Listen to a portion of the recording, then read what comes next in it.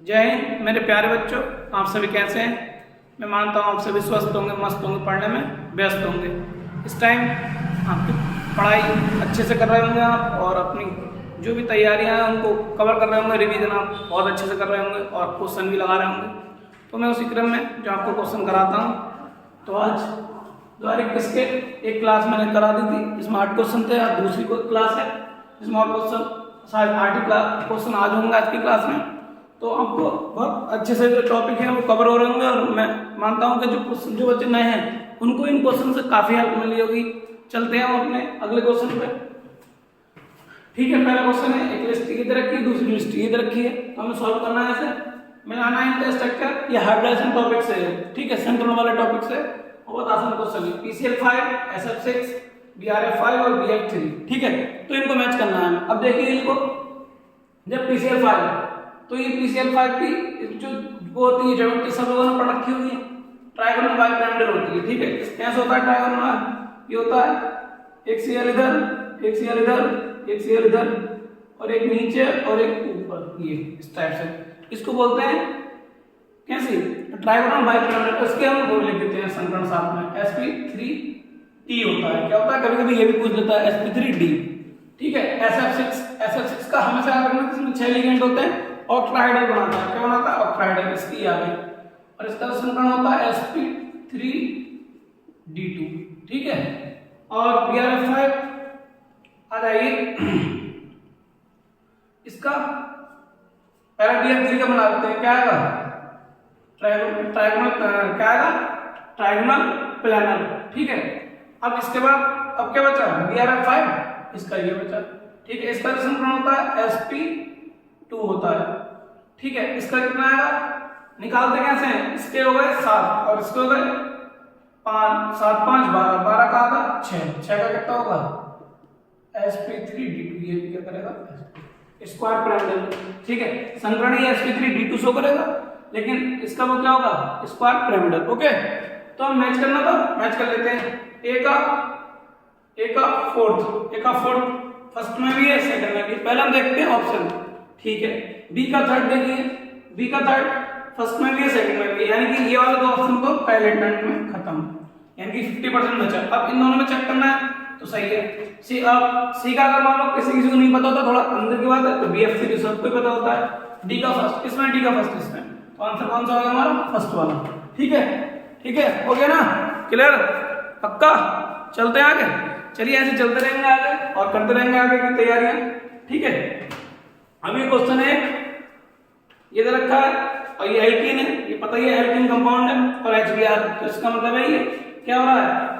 Hydro हैलोजनीकरण हो रहा है। क्या हो रहा है? हाइड्रो हैलोजनीकरण। इसका मतलब है हाइड्रोजन क्लोराइड ब्रोमाइड है, किसी से भी रिएक्शन कराएंगे तो ये। और ये प्रेजेंस किसकी है? पेरोक्साइड की प्रेजेंस है। तो आपको इतना तो आइडिया लग गया होगा। इस क्वेश्चन को देख के जब भी आपने देखा होगा, यहाँ देख रहे होंगे कि ये वाली जो रिएक्शन है मार्कोनिकॉफ रूल पे, इस पे मार्कोनिकॉफ रूल पे, मार्कोनिकॉफ रूल पे जब रिएक्शन होती है तो हम क्या करते हैं?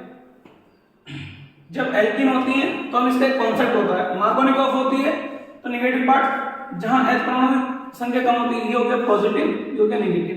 ठीक है, तो जब मार्कोनिकॉफ रूल पढ़ते हैं तो H परमाणु की संख्या जहां कम होती है वहां नेगेटिव पार्ट जुड़ता है, यानी कि ये वाला इधर जुड़ता है इसके पास। ठीक, और ये वाला इधर जुड़ता है, ये मार्कोनिकॉफ के अकॉर्डिंग है। लेकिन अब है पेरोक्साइड, जब पेरोक्साइड आ जाता है इसको रफ कर लेते हैं। जब पेरोक्साइड आ जाता है तो ये उल्टा हो जाता है। अब क्या आएगा? पेरोक्साइड की प्रेजेंस में इसको ये वाला इधर आएगा और ये वाला इधर आएगा। ठीक है, तो देखते हैं। इस पे तो नहीं, नॉनसेंस, बिल्कुल गलत है। इन्हें यही नहीं पता है कि बताओ, बिल्कुल बच्चे को बिल्कुल यार खत्म। इसके बाद आओ ये, इस पे देखो ज्यादा वाला पे BR आ रहा है। ठीक है, BR आ रहा है, चाहिए सही है। तो ये वाला ऑप्शन क्या है? सेकंड। और देख लेते हैं, हाँ इसमें तो देख ये प्रेजेंस जोड़ दी है, तो ये तो बिल्कुल गलत है, और ये भी नहीं है। ठीक है, तो आंसर कौन सा होगा? और ये मेजर प्रोडक्ट बनता है। ठीक है, माइनर प्रोडक्ट जो बनता है वो यहाँ आके जुड़ता है, जैसे इस पे ये आके, और ये होता है मार्कोनिकॉफ। तो ये माइनर प्रोडक्ट होता है, ये मेजर प्रोडक्ट होता है। तो हमें यही बताना है इसमें क्या है। ठीक है, ओके, पेरोक्साइड वाले का तो हम देख के बता देते हैं। क्लियर? डन, आगे चलते हैं। The major product formed in the dehydrohalogenation is the dehydrohalogenation. ठीक है, reaction of 2 bromopentane is pent two in this product formation is based on, मतलब एक कंपाउंड है 2 ब्रोमोपेंटेन है, क्या है 2 ब्रोमोपेंटेन, 2 ब्रोमोपेंटेन से पेंट टू इन बन रही है, क्या बनना है पेंट टू इन, ठीक है। तो बताना है कि ये बोला किसने दिया है, ये रूल जो दिया है किसने दिया, हकल्स रूल, बिल्कुल बेकार है हकल्स रूल एरोमेटिसिटी के लिए दिया था 4n + 2 पाई वाला जो वो था मेथड, मैंने पीछे इस में बता रखा, और ये आपको ही पता हुआ हकल्स रूल, हकल हल्का हल्का हल्का के बता देते हैं कि कंजुगेट है और मतलब वो एरोमेटिक है या नहीं, ठीक है। अब आएगा सेट-जेफ रूल, हाँ शायद सेट-जेफ रूल हो सकता है, अभी हम इसको होल्ड कर लेते हैं, अंश नहीं हो सकता, यानी कि ये हा वाले तो हम गलत हो गए, हकल भी और अंश भी। अंश क्या होता है, क्वांटम नंबर वाले में जो मतलब बढ़ते हैं इलेक्ट्रॉन का, इलेक्ट्रॉन की फीलिंग को बताता है, ठीक है। अब अच्छा हॉफमैन मेथड, हॉफमैन रूल भी नहीं है, हॉफमैन रूल अलग है, तो आंसर तो सेट-जेफ रूल है, लेकिन इस रिएक्शन को ही बता देता हूँ, ये रिएक्शन होती किस टाइप से है, ठीक है। तो ये वाला इधर हो गया, तो इसको रफ कर देते हैं, चलिए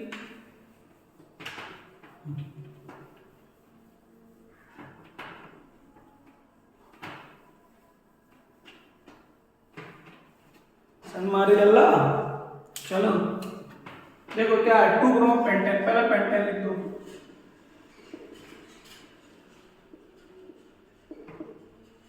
2 ब्रोमो हो गया, 1 2 3 4 5 हो गया 2 ब्रोमोपेंटेन, अल्कोहल्स की प्रेजेंस भी आती कोई सा भी लेंगे, ठीक है।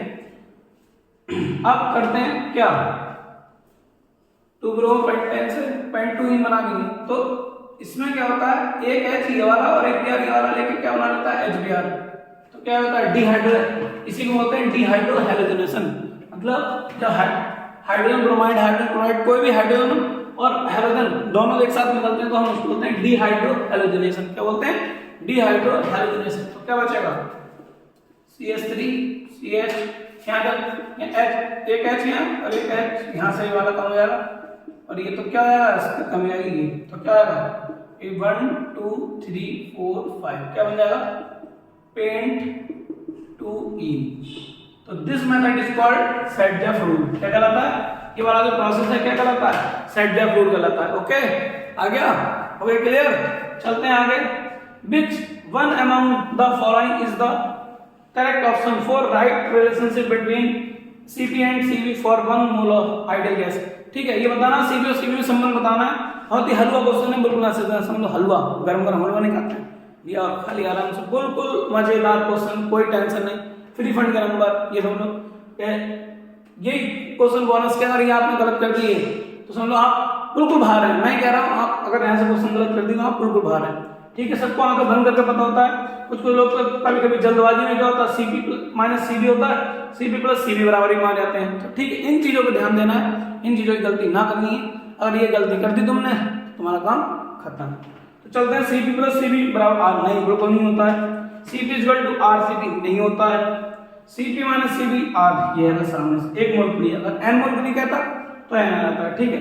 Cp = RCp नहीं होता है, कभी कभी बस ऐसे दे सकता है Cp = Cv + R, कभी कभी इसका ध्यान रखना बस, ओके। तो ये 4 क्वेश्चन हो गए, अभी और 4 क्वेश्चन लिखाएंगे, तब तक के वीडियो में बने रहिए। चलते हैं अभी, देखिए 4 क्वेश्चन हो गए थे, अभी 4 और बचे हैं, ठीक है। तो मैंने बोला था आपको 7 या 8 होंगे, देखिए कह रहा है among the following alkaline earth metal halide one which covalent and soluble in organic solvent is, मतलब इसका मतलब यह है ऐसा कौन सा क्षारीय मृदा धातु तत्व है जो कोवेलेंट बॉन्ड शो करता है और क्या होता है ऑर्गेनिक सॉल्वेंट में मतलब सॉल्युबल होता है, डिसॉल्व होता है, मतलब जैसे ऑर्गेनिक सॉल्वेंट क्या होते हैं बेंजीन हो गई, क्लोरोफॉर्म हो गया और एथेनॉल वगैरह हो गया, ये सब मतलब अल्कोहल जो होगा इनमें सॉल्युबल भी हो जाता है। तो बताना, तो इसको यहीं से पकड़ सकते हैं हम, कोवेलेंट बॉन्ड आपने जब संकरण पढ़ा होगा तो कोवेलेंट कंपाउंड एक ही शो करता है, इसमें BeCl2 क्या करता है BeCl2, क्यों होता है ऐसा, इसका एक तो साइज छोटा होता है, ठीक है, जब साइज कम होता है इसका क्योंकि सबसे ऊपर आता है ये बेटा मांगे कारस्पेटर बाप राजी वाली जो ट्रिक है, सही है, जो मेरी जो ट्रिक है आपने जैसे भी आप की हो वैसे। क्षारीय मृदा धातु कौन से होते हैं, जो सेकंड वाले एस ब्लॉक का जो सेकंड फैमिली होती है, सही है, जिसको हम क्षारीय मृदा धातु तत्व कहते हैं, और एक पहली वाली होती है केवल क्षार धातु बोलते हैं, और वो वाली दूसरी वाली क्षारीय मृदा धातु, क्योंकि ज्यादातर एलिमेंट मिट्टी से पाए गए हैं, तो इसके लिए क्षारीय मृदा धातु बोलते हैं। ठीक है, तो इसमें यही पूछ रहा है कि कोवेलेंट बॉन्ड किसमें पाया जाएगा इन कंपाउंड में से, और सॉल्युबल क्या होगा ऑर्गेनिक सॉल्वेंट में। ऑर्गेनिक सॉल्वेंट का मतलब वही बेंजीन हो गया, क्लोरोफॉर्म हो गया और एल्कोहल्स हो गए, ठीक है, ईथर वगैरह हो गया, इनमें सॉल्वेंट सॉल्युबल भी होता है। ठीक है, तो हम इसको ज्यादा डीप समझेंगे नहीं, कोवेलेंट से समझेंगे। कोवेलेंट केवल यही होता है, देखा हो तुमने, इधर लिख देता हूं, ये होता है बी एक बॉन्ड Cl इधर आया था, Be बॉन्ड Cl बन जाए ये वाला BeCl2, इसका जो एंगल होता है 180 होता है। तो हमने एग्जांपल भी पढ़ा, इसका sp वाला एग्जांपल होता है। तो ये क्या होता है कोवेलेंट बॉन्ड, यही शो करता है। ठीक है, और बहुत इंपॉर्टेंट क्वेश्चन है। तो ये ज्यादातर चीजें 11th की चीजें हैं, मैं आपको बता रहा हूँ। 11th अगर किसी ने जो 12th में इस टाइम तैयारी कर रहा हो, वीडियो देख रहा हो, 11th की चीजें अगर नहीं कवर की है तो 11th कर ले, 12th ओनली 12th से कुछ नहीं निकलने वाला। ठीक है, आपको 11th पढ़ना ही पड़ेगा। ओके, तो 11th के क्वेश्चन ज्यादातर आते हैं, इसलिए आप 11th के क्वेश्चन को ज्यादा फोकस करें, और नहीं है तो रिवाइज कर लें उन क्वेश्चनों को, मतलब जो भी टॉपिक है आपने पढ़ रखे हैं। चलते हैं अगले क्वेश्चन पे। Tritium a radioactive isotope of hydrogen. आपने बहुत अच्छे से पढ़ा होगा, जो ट्राइटियम होता है, 3 होते हैं हाइड्रोजन के समस्थानिक, एक 1s1 हाइड्रोजन, 1s2 ड्यूटेरियम और 1s3 ट्राइटियम। क्या होते हैं 3, और उसमें से जो 1s3 होता है यानी कि ट्राइटियम, वो क्या होता है रेडियोएक्टिव आइसोटोप होता है। कैसे, ये विस्फोट आता है, डूम, क्या बूम ऐसे करके। ठीक है, तो isotope of hydrogen emits which of the following particles, ये क्या उत्सर्जित करता है, एमिट्स का मतलब क्या उत्सर्जित करता है, इनमें से न्यूट्रॉन करता है, बीटा करता है, अल्फा करता है, गामा करता है। न्यूट्रॉन नहीं करता है, गामा नहीं करता, बिल्कुल अलग साफ साफ। ठीक है, ये फैक्चुअल क्वेश्चन है, याद रखना आपको। फैक्चुअल का मतलब होता है जो ये फैक्ट है, मतलब ये नहीं कि इसमें कोई कॉन्सेप्ट लगेगा, कोई तरीका है, बस याद रखना कि ट्राइटियम में से बीटा उत्पन्न होता है। क्या उत्पन्न होता है, बीटा। तो इसका आंसर क्या आएगा, बीटा। क्या हो जाएगा, बीटा। याद रखना, ट्राइटियम मैं लिख देता हूं, हाइड्रोजन के समस्थानिक 1s1 1s2 1s3। तो कभी कभी इनमें से क्वेश्चन भी पूछा जाता है कि ऐसा कौन सा एलिमेंट है जिसमें न्यूट्रॉन्स के नंबर क्या होते हैं, 0 होते हैं। तो यही एक ऐसा एलिमेंट है हाइड्रोजन। हाइड्रोजन को छोड़कर बाकी जितने एलिमेंट होते हैं सब में न्यूट्रॉन्स की संख्या होती है, लेकिन एक हाइड्रोजन ऐसा कंपाउंड है जिसमें न्यूट्रॉन की संख्या 0 होती है। देखो न्यूट्रॉन्स क्या निकालते हैं, परमाणु भार में से, मतलब एटॉमिक वेट में से एटॉमिक नंबर माइनस करके निकालते हैं। अब एटॉमिक वेट है हमारा 1 और एटॉमिक नंबर भी 1 है, 1 में से 1 गया, क्या बचा, तुम्हें मिल गया 1 का मतलब 0, कुछ नहीं मिला। 1 में से 1 गया 0, तो इसका न्यूट्रॉन्स की संख्या कितनी होती है। अगर इसमें कभी एक क्वेश्चन मिल जाता बहुत ज्यादा इंपॉर्टेंट है, जैसे ये मिला फैक्चुअल, ऐसे ये मिल जाएगा कैसा कौन सा एलिमेंट है जिसमें न्यूट्रॉन की संख्या क्या होती है, 0 होती है, तो हाइड्रोजन है। ठीक है, ड्यूटेरियम ये आ गया, ट्राइटियम ये आ गया। ट्राइटियम, और ये क्वेश्चन ऐसा भी पूछ लेता है कि हाइड्रोजन का ऐसा कौन सा आइसोटोप है जिसके जो क्या होते हैं विस्फोटक होता है, मतलब एक्सप्लोजिव होता है, रेडियोएक्टिव होता है। ठीक है, कुछ भी एक्सप्लोजिव रेडियोएक्टिव कुछ भी करके पूछ सकता है। ठीक है, तो ये वाला ट्राइटियम होता है, तब भी ऑप्शन है। और अगर ऐसे पूछ लेना है कि ऐसा कौन सा कंपाउंड है जो ट्राइटियम या जो भी है क्या क्या उत्पन्न करता है बीटा करके, तो भी आप ये बता देंगे ट्राइटियम के बीटा उत्पन्न करता है। मतलब कई तरीके से क्वेश्चन पूछेगा, तो कई तरीके से आपको सोचना पड़ेगा, अपनी बुद्धि का थोड़ा उपयोग करना पड़ेगा। वो पूछेगा ट्राइटियम क्या उत्पन्न करता है, तो बीटा बता देंगे। लेकिन अगर वो पूछेगा कि ये बताइए ऐसा कौन सा आइसोटोप है जो बीटा उत्पन्न, मतलब बीटा रेज भी बोल देते हैं, बीटा पार्टिकल्स भी बोल देते हैं, करता है तो ट्राइटियम। ओके, हो गया क्लियर, जैसे क्वेश्चन आ सकता है। चलते हैं आगे।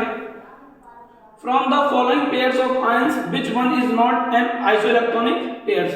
isoelectronic का मतलब होता है, ये भी लाइन का क्वेश्चन है, और जो एटॉमिक स्ट्रक्चर उसकी शुरुआत में है।